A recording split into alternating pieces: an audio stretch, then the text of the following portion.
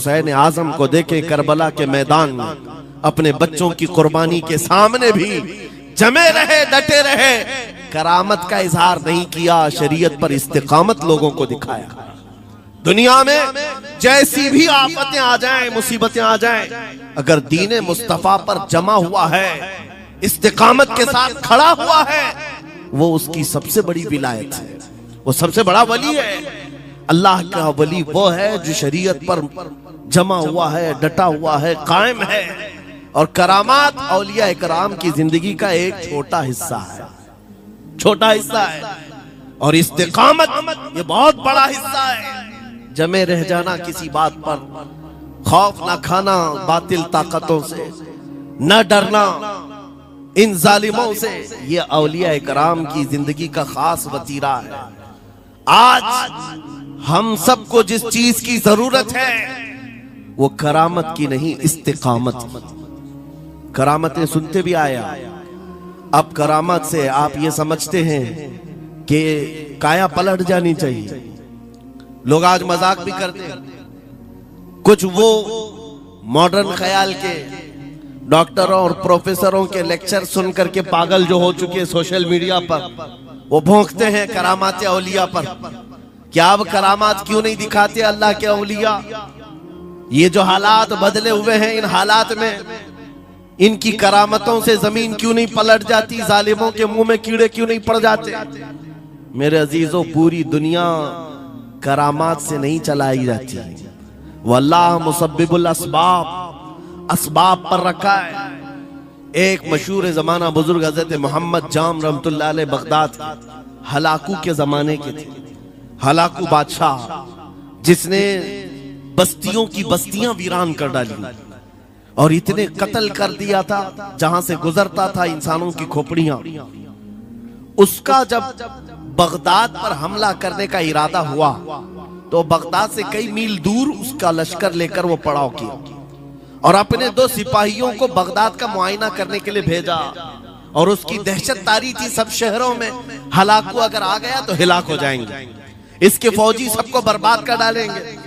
Hulagu का नाम सुनते ही लोगों में दहशत तारी होती थी। तो 2 सिपाही 2 फौजी हलाकू के बगदाद मुआयना करने के लिए आए तो लोगों में खलबली मच गई, अब जाएं तो कहां जाएं? तो हजरत मोहम्मद जाम रहमतुल्लाह अलैह एक बुजुर्ग थे, उनके पास लोग दौड़ते हुए आए और वो वजू फरमा रहे थे, उनके हाथ में पानी का कटोरा था और आकर के लोग रोने लगे, हुजूर हलाकू आ गया, बगदाद तबाह कर डालेगा, बगदाद को बर्बाद कर देगा, आप बचा ले, अल्लाह के वली हैं, आप दुआ करें। उन्होंने अपनी खटोरी पलट दी और कहा जाओ, अल्लाह हिफाजत करेगा। रिवायत में मिलता है कि वो 2 सिपाही ढूंढते ढूंढते रह गए, उनको बगदाद नजर ही नहीं आया। कोई बगदाद का न घर दिखा, न महल, न रास्ता, कुछ नहीं। वापस वो अपने बादशाह के पास जाकर कहते हैं, हम तो बहुत ढूंढ करके आए, बगदाद मिला ही नहीं। हलाकू ने उन दोनों सिपाहियों को कत्ल कर दिया। कहा कि तुम झूठ बोलते हो, मुझे बगदाद की रोशनी यहां से दिखती है और तुम्हें कैसे नजर नहीं आया?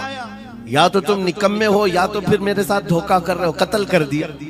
दूसरे दिन अपने खास 2 वजीरों को भेजा कि जाओ बगदाद का मुआयना करके आओ, गलियां, वहां की सड़कें और वहां के महल्लात, वहां की इमारतें देख आओ। ये 2 वजीर गए और ढूंढते रहे। जैसे ही वो बगदाद में इंटर हुए, आज फिर लोग हलाकू के इन वजीरों को देखकर दौड़े दौड़े भागते हुए इस अल्लाह के वली के पास आया, हज़रत मोहम्मद जाम। आज फिर रोने लगे, कहा हमारी बीवियां बेवा हो जाएंगी, हमारे बच्चे यतीम हो जाएंगे, सब मारे जाएंगे, आप बचा लें। आज फिर से उन्होंने खटोरी पलट दी, कहा जाओ अल्लाह हिफाजत फरमाएगा। अल्लाह वालों का ये तसर्रुफ है, ये करामात है। वो चाहे तो पूरे लोगों को पोशीदा कर दे जालिमों की नजर से। दूसरे दिन वो वजीर भी ढूंढते रह गए, उनको भी बगदाद नजर नहीं आया। वापस गए, बादशाह के वो बड़े मोतमद लोग थे, कहा कि हम भी गए लेकिन हमको बगदाद नजर नहीं आया। हलाकू को बड़ा ताज्जुब हुआ, ऐसा कैसे हो सकता है? लोकेशन बिल्कुल सही है, हम सामने हैं, चंद मील के फासले पर है और इनको बगदाद नजर क्यों नहीं आता? तीसरे दिन उसने कहा कि अब किसी मुआयने की जरूरत नहीं, कोई जायजा लेने की जरूरत नहीं, हम डायरेक्ट जाते। फौज को तैयार करो। पूरी फौज को लेकर के जब तैयार होकर वो बगदाद के सरहद पर आकर खड़ा हो गया, उसके जंग का बिगल बजा और तबाही के आवाजें आने लगी, तो आज लोग फिर दौड़ते हुए हजरत मोहम्मद जाम के पास आए और उनसे रो रो कर गिड़गिड़ाने लगे, कहा आज तो आफत आ गई, बड़ी बला आ गई। तवज्जो से सुनना मेरे अजीजों, आज आप अगर ना बचाएं तो सब तबाह हो जाएंगे, बर्बाद हो जाएंगे। आज आप अपनी कटोरी उठा रहे थे, उन्हें गैब से निदा आई, ए मेरे महबूब बंदे, कब तक तुम अपनी कटोरी उठाकर इनको बचाते रहोगे? इनको मोहलत दी गई थी अपने अमाल दुरुस्त करने की, ना इन्होंने तौबा किया, ना अपने अमाल दुरुस्त किए। इनको इनके हाल पर छोड़ दो। अल्लाह के वलियों को हुक्म होता है अल्लाह का, अब इन्हें न बचाया जाए तो जाहिर सी बात है वो हुक्म इलाही के पाबंद है। उन्होंने वो कटोरी छोड़ दी। फिर हलाकू दाखिल हुआ बगदाद में और ऐसी तबाही मचाई थी कि पूरे बगदाद की सड़कों में सिर्फ खून ही खून था। तबाह बर्बाद कर दिया, ईंट से ईंट बजा डाली। इस वाक़े को मैंने पढ़ा, उसके बाद ये महसूस हुआ अल्लाह के औलिया कराम मदद जरूर करते हैं, लेकिन एक वक्त तक। जब वो वक्त आ जाए अल्लाह की तरफ से मना हो जाए कि ये कौम बड़ी सरकश है, अब इनकी मदद ना की जाए, तो फिर ये हाथ उठा लिया करते हैं और इनको हालात पर छोड़ दिया जाता है। अजीज़ान गिरामी वक़ार, औलिया कामिलीन की करामतों पर भौंकने वालों से भी मैं यही कहूंगा, वो चाहे तो पल भर में हालात हमारे बदल दें, चाहे तो जमीन को उलट पलट दें, लेकिन वो अल्लाह के हुक्म के पाबंद होते हैं। और लोगों के लिए ये बात है, नसीहत है कि जब ऐसे हालात आ जाएं, आप इधर उधर भागने की बजाय पहले अपने दिल की तरफ देखें, कहीं मेरे गुनाहों से दिल के धब्बे बढ़ तो नहीं गए, मेरा दिल सियाह तो नहीं हो गया। सच बताओ मेरे अजीजों, इतने सख्त हालात के बाद कितने लोगों को ऐसी तौफीक हुई कि रात का अंधेरा छा गया हो और तौबा करने का जज्बा बढ़ गया हो, रात के वक्त बैठ करके रोने लग गया हो। फिलिस्तीन के गज्जा के उन मुसलमानों की हालत सार को देखकर रूह अगर तड़पती है और तुम अपने अमाल की सेहत और दुरुस्तगी के लिए तौबा कर ले जाते हो, ये बहुत बड़ी नेमत है अल्लाह की। फिर तुम्हें किसी करामत के ज़ुहूर की जरूरत नहीं, तुम्हारा बदलना ही दुनिया के हालात को बदल देगा, सब बदल जाएगा। लेकिन अगर उन्हीं हालात पर बाकी रहे तो फिर करामत से भी तुम नहीं बदलोगे और ना हालात बदलेंगे, कोई चीज नहीं बदलेगी। इन्नल्लाह ला युगय्यिरु मा बिकौमिन हत्ता युगय्यिरु मा बिअनफुसिहिम। कुरान में मेरा मौला फरमाता है, बेशक अल्लाह ताला उस वक्त तक किसी कौम की हालत नहीं बदलता जब तक उस कौम को खुद अपनी हालत बदलने का ख्याल ना हो। हम अपनी जानिब से शुरुआत करें और फिर हालात खुद बदल जाएंगे, हालात खुद बदल जाएंगे।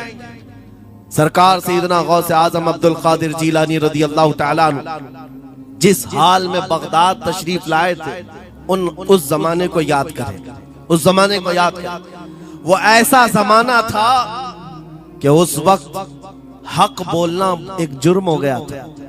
शिया नवाज खलीफा मौजूद थे, हजरत अबू बकर, हजरत उमर का नाम लेने पर भी मस्जिद के दरवाजे पर कोड़े मारे जाते थे। ये वो हालात थे, उलमा की जुबानें गंग थी, बोल नहीं पाते थे, खुतबा क्या देना है वो बिल्कुल स्क्रिप्टेड, जो खलीफा वक्त चाहे बस उतना ही। आज जैसे सऊदियों के यहाँ ये रिवाज है, बादशाह की हिमायत में और बादशाह जैसा चाहे वैसी मस्जिद का मौलवी भी बोलता रहे। शरीयत क्या कह रही है, मेरे मुस्तफा करीम सल्लल्लाहु तआला अलैहि वसल्लम की तालीमात क्या कह रही हैं, इससे क्या सरोकार, बस उतनी बातें करो जितनी उनके बादशाह की हिमायत की। ये दौर गौसे आजम के जमाने का भी था। उस वक्त हक बोलना एक बहुत बड़ा जुर्म था, उलमा को कोड़े मारे जाते थे। आपको पता है उसी बगदाद में सिर्फ एक हक बात का ऐलान करने की वजह से इमाम अहमद बिन हंबल को 300 कोड़े मारे गए थे। उनकी पीठ झुक गई थी, उनकी रीढ़ की हड्डी टेढ़ी हो गई थी। कोड़ा किसको कहते हैं? कोई रस्सी को नहीं, चमड़े का वो बेल्ट जिससे वो मारते थे तो जिस्म की चमड़ी लग करके आ जाती थी। 100 कोड़े में तो आदमी मर जाता था, कोई बच गया बच गया। 300 कोड़े खाए उस इमाम की बात कर रहा हूं जिसको मेरे नबी की 5 लाख हदीसें याद थी। वो इमाम अहमद बिन हंबल इतने बड़े इमामुल हदीस कोड़े खाते थे तो किस बात पर? सिर्फ हक बात का ऐलान बरसरे पैकार करते थे, सबके सामने करते थे। उन्होंने कोई बादशाह की रू रियायत नहीं की, उन्होंने ये नहीं देखा कि ये क्या चाहते हैं, बल्कि हमेशा ये देखा कि मेरे नबी की शरीयत क्या चाहती है। मेरे अजीजों, यही बड़ी करामत है। गौसे आजम की बड़ी करामतों में से करामत ये है, उस जमाने में आप बगदाद तशरीफ लाए जब हालात ऐसे थे कि हक बोलना दुश्वार था, और आप जब मस्जिद के मिंबर पर खड़े होकर ऐलान करने लग गए, हैबत ऐसी तारी थी कि कोई आपको रोक ना सका, और आपकी ये हक्कानियत की तबलीग फैलती गई। शुरू में 10 लोग, फिर 20 लोग, फिर 100-200, फिर 1000-2000। गौसे आजम ने चंद महीनों में जो खुतबात दिए, आपके खुतबात का आलम यह था कि फिर 70,000 का मजमा बराबर सुनने के लिए आया करता। और गौसे आजम का ये खुतबा एक नहीं, हजारों खुतबात हैं। जब जब आप खुतबा देते थे, एक बात याद रखें, जुबान अगर पाक हो और अल्लाह की नबी पाक की शरीयत ताहिरा बोलती हो, उस जुबान में बला का असर होता है।